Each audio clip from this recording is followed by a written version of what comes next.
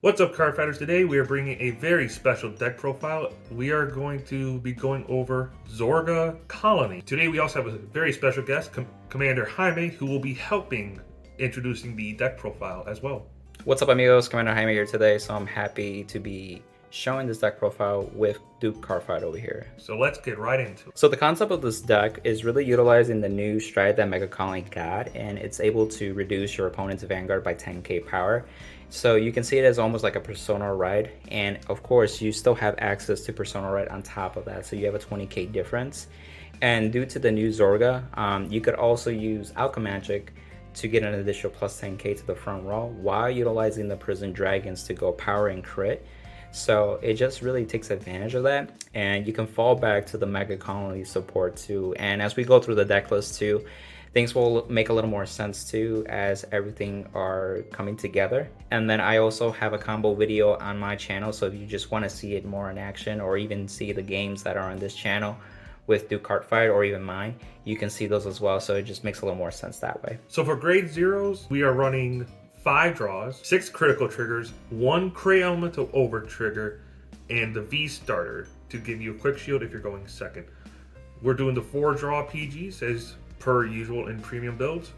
The 1 Stoicheia draw trigger to give an extra 5k shield for more defense value. 4 crit stride fodders, and 2 crits that run to soul, give the Vanguard 10k and draw a card. The reason why I am opting out for the Cray Elemental over trigger instead of the Stoicheia one is because if you do the Alchemagic turn with your Prison Dragons, and if you drive check this, you can make both Prison Dragons 100 million instead of one of them, which will both demand a PG, where if your opponent only had 1 PG to stop 100 mil and then hard guard the other one, they will now need 2 PGs to stop 200 mil crit to Prison Dragon. Yeah, and as with Zorga, you want to really capitalize on the Prison Dragon so that Cray Elemental really shines in that too, especially if you're going to attack with Vanguard first. The draws, I feel like, are necessary because you need to see combo pieces too. Even though you have access to like Overwhelm, for example, you still want to do Gridora as the stride to be able to prohibit G-guards, stun the opponent's Vanguard and rear guards, all that kind of shenanigans still when you do your stride turns. So that's why we play this lineup too. Also, a quick tip with the V starter, it actually matters because if you're going second, you get the ticket shield, and that actually counts as an order card. So when you use a card like Yay Wandering Souls to pay the cost, you can do that by discarding the ticket shield too. So it makes that a lot easier for you to utilize that as well. So for grade 1s, we are running 2 Brilliant Blisters, 3 high class moths, and 4 little Dorcas. Brilliant Blister is again a fantastic card. If all of your opponent's rearguards are at rest while he's in the back row, you can bounce him back to hand. Soul Blast 1 and draw a card if your hand is 6 or less. He's great for hand advantage and whatnot and drawing cards if able to.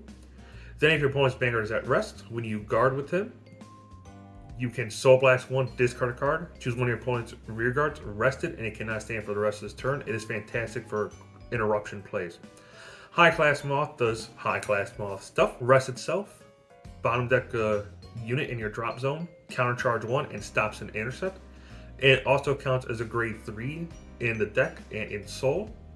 So that way you can add it off of Little Dorcas if you see it in the top 5. Little Dorcas, top 5 searcher, on place Vanguard, rearguard, check top 5 for grade 3. If you found, add and discard a card. Fantastic to help find Prison Dragons and dump them into the drop zone, so that way you can set up a lot easier and faster. Another cool thing about Brilliant Blister too is that when you do use it to disrupt your opponent's plays and ends up in the drop zone, we do play orders that superior call units from the drop zone onto the field, and what's really cool is that you can loop it. So this would become a booster generally with the order Miasma, for example.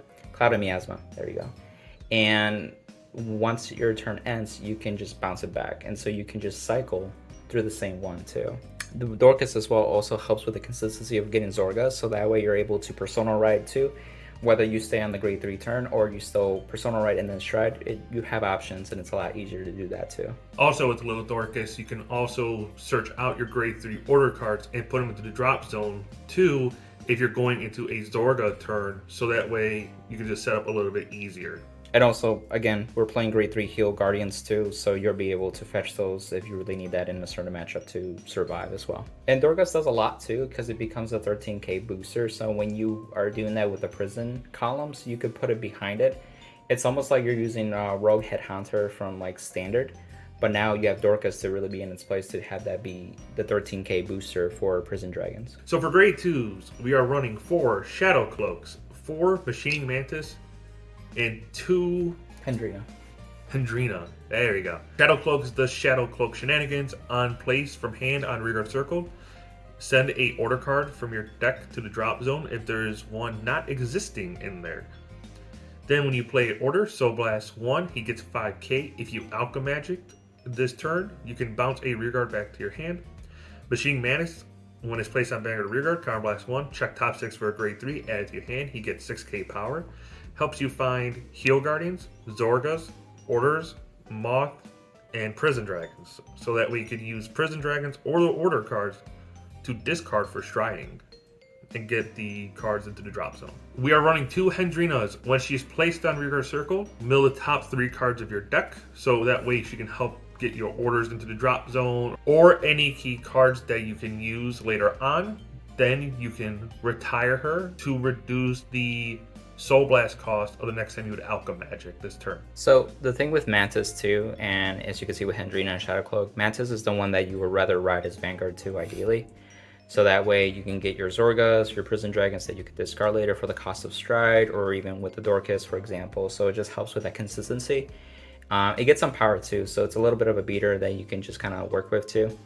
And with Shadow Cloak, yes, we definitely want to send our orders that we don't have to the drop zone. We are actually playing about 6 orders, which is less than the usual standard for Zorga. But again, it's premium, so we don't have access to the right line mechanic, where you can easily discard excess orders and it doesn't get cluttered as much. So that's why we're playing a lesser amount than usual.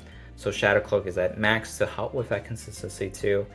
And even it's calling its grade 2 turn, Shadow Cloak with the Dorcas is a 23k column, so you can have your Vanguard attack, and then you can have that solid column even if they get a damage check triggered, for example. And really the extra space is Hendrina. In my experience, it's just like setting up your drop zone even more quicker. Those Hendrinas help. There's only so much room too, so ideally I probably would play 3, but there's so much in the deck too, they get to make so much room for it. But that's really what Hendrina is. She's not as necessary, but she's definitely well appreciated. Onto the orders. So like I mentioned, we're playing 6 orders, and again, you only have so much room in the deck without becoming an inconsistent deck, especially if you're trying to write up. So a lot of the orders to choose from is really Clouded Miasma, Yea Wandering Souls, and Tearful Malice. And as I was playtesting with Duke as well, we were kind of going back and forth and really just honing down what's actually necessary to make those turns solid. And we took some inspiration from Standard, where we have Clouded Miasma with your Wandering Soul, so you can call a booster. It could be Dorcas, it could be High Class Moth, it could be Brilliant Blister. Be able to use those and really take advantage of the Prison Dragons that self-revive. And it gives power to the front row as +5. And again, Zorga will have an additional +5k, so it's a +10k blanket if you stay on the Zorga. And with Yea Wandering Souls, it's also a great card to use as a Stride. So like I mentioned with the V-Starter, you'll get the Ticket Shield. So if you're going second, more than likely you're going to be first Stride. So then if you go into Gridora or Overwhelm, you can easily go quad check on your first Stride too. Tearful Malice too is really helpful for those resources, because Megacolony does appreciate being able to soul charge and also counter charge on top of what you already have with High Class Moth, for example. And with the Stride turns, or even just having the 2 Malignalis, I think that's how it's pronounced. Malignantis. There you go. That is what we were going with. Awesome. And really, it's a counterblast, right?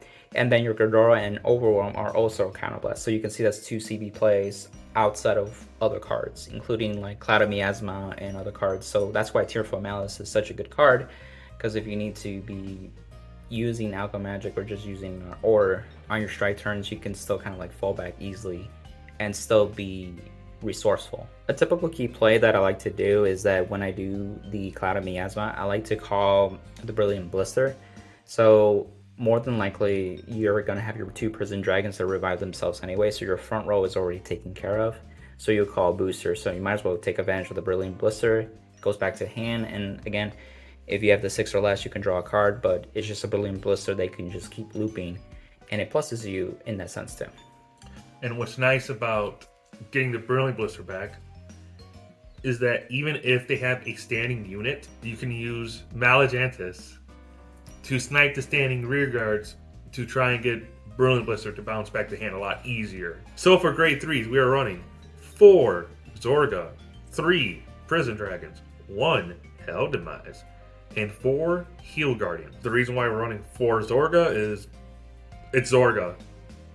What else is there to say? You get the Persona Ride, you get the draw, continuous 5k to front row when you Alch Magic. Then you can Soul Blast 1, discard a card, add an order to your hand, which then you can discard the Ice Dragon to grab the order to get the Ice Dragon to come out of the drop zone when you Alch Magic, so he's just a free 15 crit too. Heal Guardians are Heal Guardians, nothing else to say, they're fantastic. The Hell Demise is just better in my opinion than Scissors because you can just call them out with Gridora and it's just a free restand over wasting a soul or a counter blast where if your opponent's at 5, Scissors is never going to come out of the deck. Scissors is never going to come out of the drop zone if they're at 5 because why? No, it's a good point too. And one of the things like I take from Aqua Force is really trying to restand the big beater with crit as much as possible. Hell Demise, when it comes out, can restand your Prison Dragon too during your stride turns. And you have the stride that reduces their Vanguard by 10k power. You also have Persona Ride, so those dragons are still hitting pretty hard, especially if they have boosters. So just be able to take advantage of Prison Dragon again, without already being inherit to crit, can be very deadly. So you have 3 Prison Dragon attacks.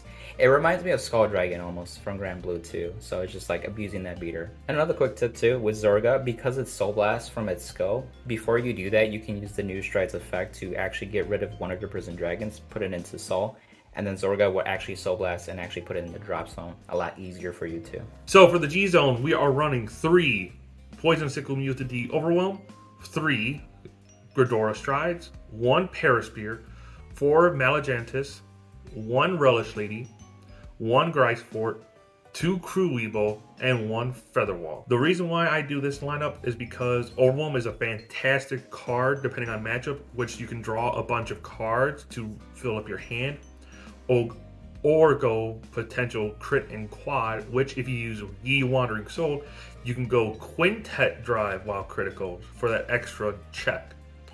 Gridora does Gridora stuff, stun the stand phase so your opponent cannot stand any of the rear guards or vanguard, locks out G guards and superior calling, which is fantastic because it helps the Prison Dragons come out of the drop zone, hit for 15s or whatever power increase you're going to have. Call out the Hell Demise to restand the Prison Dragon with any trigger stacked on top of it to push harder. 4 of Malajantis because it's a strong stride with this deck. Keep reducing their power and keep abusing them with the little pokes and all that. That'll matter, especially on the Persona Ride turns. It just gets nasty. The 1 Relish Lady to try and gain resources back and interrupt your opponent's attack patterns. Grice Fort to rest the back row to stop boosters. Crew Weeble is one of our best G guards we ever got. Just for Soul Blast 1, it gets 30k shield, so it's a 45k shield G guard. Yes, your opponent can rest rear guards to weaken its shield, but that is a fantastic thing. Yes, you're losing shield value, but you are interrupting all of your opponent's plays that way. And Featherwall comes in great if you combo her with Crew Weeble, because now that they've rested potentially 1 or 2 cards to weaken Crew Weeble's shield, Featherwall can come in and close that gap. The reason for Paraspear is because if your opponent has too many standing units to try and hit them with the minusing power, even if you have 1 or 2 copies of Malajantis in the G zone face up, you could just stride Paraspear, force rest everybody. It is non-targeting, so it will bypass any units that says cannot be chosen effects. If you rest 3 or more, you get to draw a card and give himself 5k. Now that everything is at rest, Malajantis is ready to go, and he is live to reduce your opponent's Vanguard as many times by 10k for every copy of him in the G-Zone face up. So one of the things that I found myself too playing with the strides, depending on their field, you may want to opt for Overwhelm on certain turns just to build up a hand. Because again, you got to realize that you're only playing 6 orders, so you may not be able to see them if you don't open up with Shadow Cloak and just draw into them. So Overwhelm can help with that, especially if they have a lot of rear guards. You can draw 4 cards, 5 cards, or whatever that number happens to be. Gridora is another way to fish out the prison dragons, even though they may not be swinging as big or as threatening. If that was like your first strike turn, you can kind of set up for the following turn in that sense too. So it's another way to get the prison dragons. So if legitimately you haven't seen any, that could be a way to grab it. If not, you could always fall back to your regular grade 3s that like Hell Demise, for example. The new stride over here is super impactful too, because again, you could always just stride that too, just to get the free effect if you really feel like that's the best play too. So you have options. So if you want to reduce it to 3, you could squeeze in a different card. It could be the GBA, it could be a second Parasphere, or even a Zoa if you really want to go that route too. But I think this is pretty much the majority solid lineup. You're gonna fall back onto either Ghidorah, Overwhelm, and then of course flip this guy as many copies as you can. And again, you can use your other cards to help countercharge and soul charge, so that way you have enough counterblast to do these strides and really take advantage of that. Other than that, that's pretty much it for the deck profile for Zorga Colony. It is a very interesting deck and a lot of fun facing it and dying to it plenty of times. Other than that, card fighters, stay safe until next time. And I'll see you guys too as well on my channel too. So again, Commander Jaime, the links will be in the description below too. And I'll see you on the next one, amigos. Bye!